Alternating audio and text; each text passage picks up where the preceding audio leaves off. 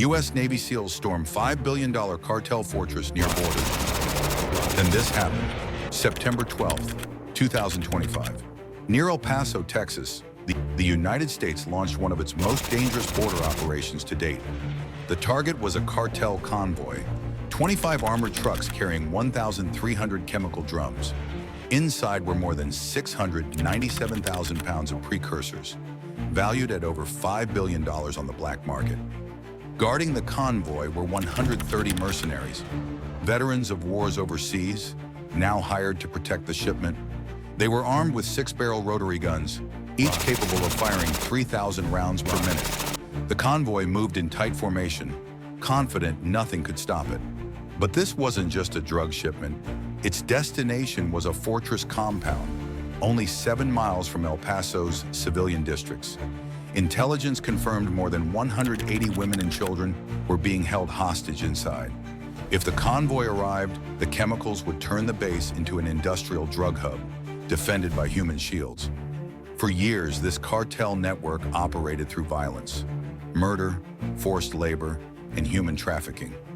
The fortress near the border was their most important stronghold. To destroy it with missiles or airstrikes would risk killing every hostage inside. That option was off the table. Washington's orders were clear. The convoy could not disappear behind those walls. The chemicals had to be seized intact, and the hostages had to survive. As the trucks advanced, U.S. surveillance drones tracked every movement. From command centers, generals monitored the feed in real time. The chairman of the Joint Chiefs made the decision: we will stop them, whatever it takes. What the mercenaries didn't know was that 350 Navy SEALs were already in position.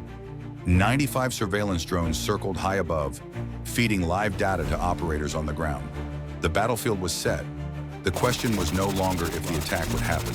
It was when. By 8:20 a.m., the convoy reached its destination. The armored trucks rolled through heavy gates into what looked at first glance like a simple industrial park.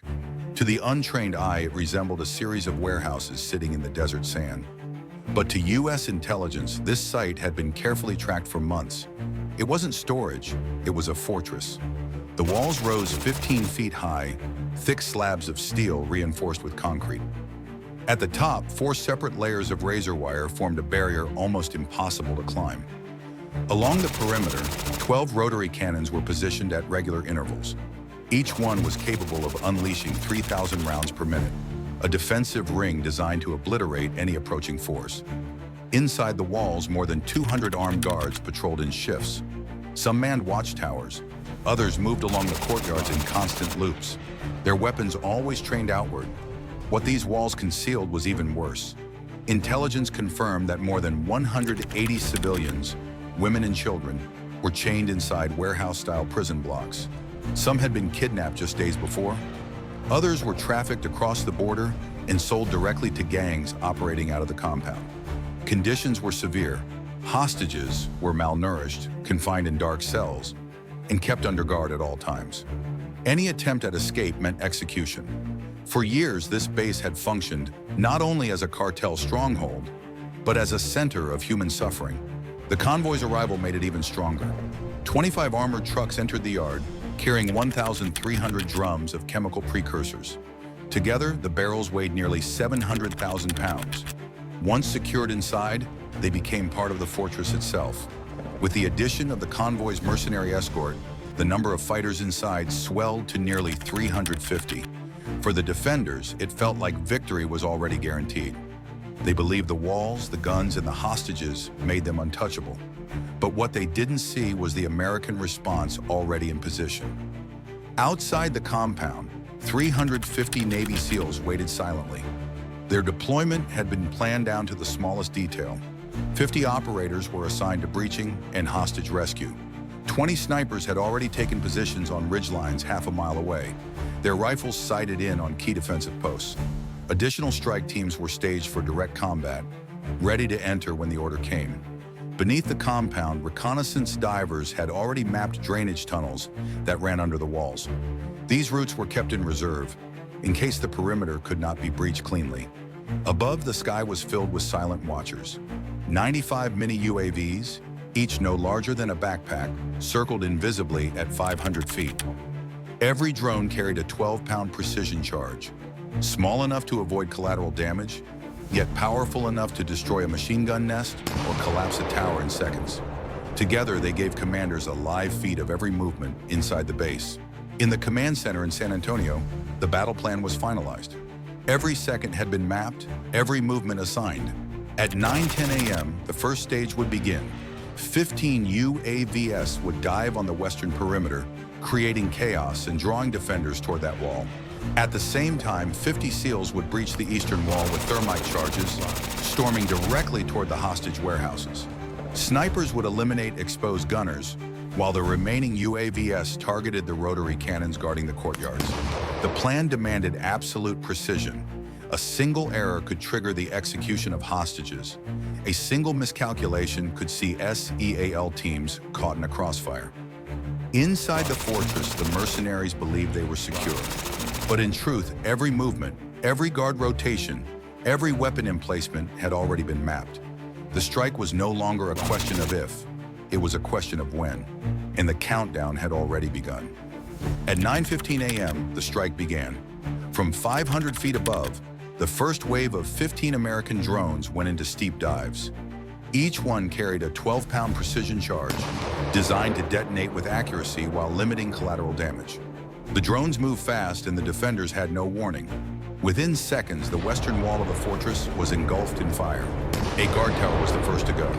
The charge hit directly, collapsing the structure and silencing the rotary cannon before a single round could be fired. Another drone pierced through the roof of a munitions shed. The blast triggered thousands of stored rounds, which cooked off in a chain of violent secondary explosions. The air filled with shock waves and smoke as ammunition ripped apart the shed from the inside. The defenders reacted immediately. Over 80 mercenaries rushed toward the western perimeter, convinced the wall itself was under attack. They opened fire blindly into the smoke, their heavy weapons pounding at shadows. Their attention was locked on the chaos in front of them. None of them realized they were chasing a diversion. At 9:17, the real assault began. On the eastern side, 50 Navy SEALs breached the wall. Thermite charges cut through the steel barrier in less than 20 seconds, creating openings wide enough for full squads to move through. As they entered, suppressed weapons cracked in short, controlled bursts. 11 guards fell before they were able to raise an alarm. The breach was fast, silent, and deadly. The SEALs advanced in disciplined squads of 12. They cleared corridors one at a time, using stun grenades to blind defenders and breaching shotguns to blow through interior doors. Their objective was clear: reach the hostage cells as quickly as possible. Every second counted. Above them, the second wave of drones descended. 30 in total, each locked onto fortified positions around the courtyard. Within 4 minutes, 9 defensive emplacements were destroyed. One drone struck a fuel cache, and the impact sent a fireball 200 feet into the sky. The explosion could be seen from El Paso, miles away. The fortress was already burning. By 9:20, the SEAL snipers joined the fight. From ridgelines and rooftops half a mile away, 20 sharpshooters began eliminating exposed gunners. Each shot was precise. In under 5 minutes, 23 mercenaries were confirmed killed by sniper fire alone. Any defender who tried to take a position in the open was cut down almost instantly. Inside the compound, the fighting grew more intense. A squad of 12 SEALs came up against a heavily defended position near the central barracks. More than 400 rounds were exchanged in just a few minutes. 3 SEALs were struck, one in the shoulder, another in the thigh, and one in the forearm. Despite their injuries, all 3 continued fighting. Grenades were thrown into barricaded corners. Automatic fire forced defenders back. Slowly, the position was cleared, and the surviving mercenaries were killed. By 9:25, the situation inside the fortress had changed completely. Fires burned along 3 separate sides of the compound. Ammunition dumps exploded in steady intervals. The mercenaries who had believed the fortress was unbreakable were now retreating through hallways or scattering into the courtyards. Their heavy weapons had been destroyed. Their radios and command channels were collapsing. But the mission was not finished. Deep inside the compound, more than 180 hostages remained locked in warehouses. Guards had started moving them into open areas, preparing to use them as human shields. The SEALs could not stop. The most dangerous phase of the mission was only beginning. By 9:30 a.m., the battle shifted toward the hostage blocks. Intelligence confirmed that more than 180 civilians, mostly women and children, were being held in 4 separate warehouses. Guards had orders to execute them if the base fell. That meant the SEALs had minutes, not hours, to secure the captives. Team Bravo led the first rescue. 12 operators stormed the eastern warehouse. Small explosive charges breached the doors without harming those inside. The blast stunned the guards but left the civilians untouched. In less than 40 seconds, 6 mercenaries were killed with precise headshots. The first 62 hostages were freed, shaken but alive. Meanwhile, in the central compound, resistance intensified. Nearly 70 mercenaries entrenched themselves in corridors leading to the second warehouse. They opened fire with belt-fed machine guns, unleashing more than 1,200 rounds in under 3 minutes. The air filled with smoke as sparks and ricochets. The SEALs advanced with methodical discipline. Fragmentation grenades opened gaps in the defenses. Suppressed fire cut down mercenaries one by one. After a brutal exchange, 29 cartel fighters were dead. 15 more were wounded and captured. The path to the hostages was cleared. Above, the final wave of drones entered the fight. 20 unmanned aerial vehicles targeted depots and weapons caches scattered across the fortress. Explosions ripped through fuel reserves, destroying over 4,000 gallons of diesel. Crates of rifles, RPGs, and mortar shells were annihilated in secondary blasts. Guard towers collapsed, and the last rotary cannons were silenced. By 9:40, the fortress was engulfed in flames. Snipers eliminated mercenaries attempting to escape through gaps in the walls.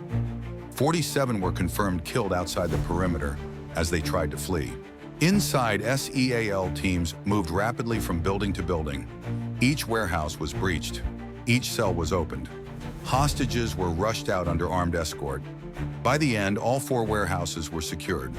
The final tally, 182 civilians rescued, none fatally harmed. In just 10 minutes of concentrated fighting, the mission's most critical objective had been achieved. The hostages were alive. The cartel's defensive network was broken, but the compound was not yet secured. Hundreds of chemical drums were still inside. And if even one detonated, the mission could still end in disaster. By 10 a.m., the guns were silent. The fortress was no longer a base of operations. It was rubble. Fires burned across the compound, thick black smoke climbing into the desert sky. The sound of explosions had faded, replaced by the steady hum of evacuation helicopters landing outside the perimeter.